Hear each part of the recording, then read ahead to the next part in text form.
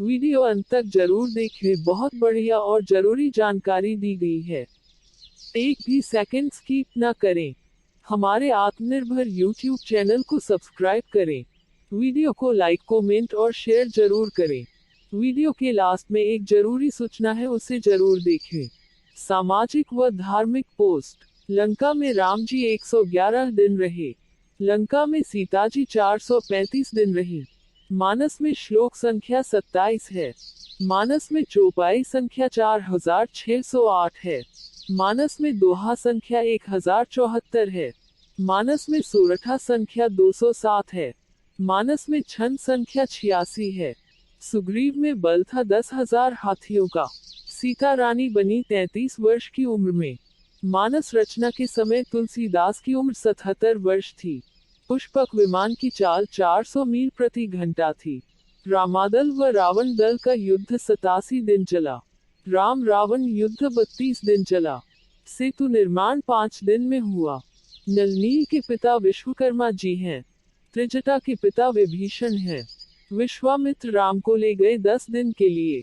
राम ने रावण को सबसे पहले मारा था 6 वर्ष की उम्र में। रावण को जिंदा किया सुखेन बेद ने नाभि में अमृत रखकर। श्री राम के दादा परदादा का नाम क्या था? नहीं पता है तो जानिए। ब्रह्मा जी से मरीचि हुए।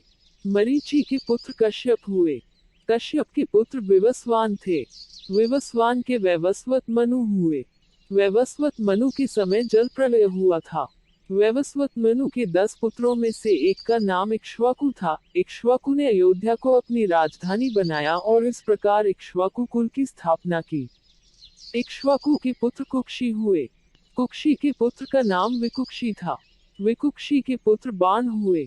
बाण के पुत्र अनरण्य हुए। अनरण्य से पृथु हुए। पृथु से त्रिशंकु का जन्म हुआ। त्रिशंकु के पुत्र धुंधुमार हुए। धुंधुमार के पुत्र का नाम युवनाश्व था। युवनाश्व के पुत्र माधाता हुए। माधाता से सुसंधि का जन्म हुआ। सुसंधि के 2 पुत्र हुए, ध्रुवसंधि एवं प्रसेनजित। ध्रुवसंधि के पुत्र भरत हुए। भरत के पुत्र असित हुए। असित के पुत्र सगर हुए। 20 सगर के पुत्र का नाम असमंज था। 21 असमंज के पुत्र अंशुमान हुए। 22 अंशुमान के पुत्र दिलीप हुए। 23 दिलीप के पुत्र भागीरथ हुए। भागीरथ ने ही गंगा को पृथ्वी पर उतारा था। भागीरथ के पुत्र ककुत्स्थ थे। 24 ककुत्स्थ के पुत्र रघु हुए। रघु के अत्यंत तेजस्वी और पराक्रमी नरेश होने के कारण उनके बाद इस वंश का नाम रघुवंश हो गया। तब से श्री राम के कुल को रघुकुल भी कहा जाता है। 25 रघु के पुत्र प्रवृद्ध हुए। 26 प्रवृद्ध के पुत्र शंखन थे। 27 शंखन के पुत्र सुदर्शन हुए। 28 सुदर्शन के पुत्र का नाम अग्निवर्ण था। 29 अग्निवर्ण के पुत्र शीघ्रग हुए। 30 शीघ्रग के पुत्र मरु हुए। 31 मरु के पुत्र प्रशुश्रुक थे। 32 प्रशुश्रुक के पुत्र अम्बरीश हुए। 33 अम्बरीश के पुत्र का नाम नहुष था। 34 नहुष के पुत्र ययाति हुए। 35 ययाति के पुत्र नाभाग हुए। 36 नाभाग के पुत्र का नाम अज था। 37 अज के पुत्र दशरथ हुए। 38 दशरथ के 4 पुत्र राम, भरत, लक्ष्मण तथा शत्रुघ्न हुए। इस प्रकार ब्रह्मा की 39वीं पीढ़ी में श्री राम का जन्म हुआ।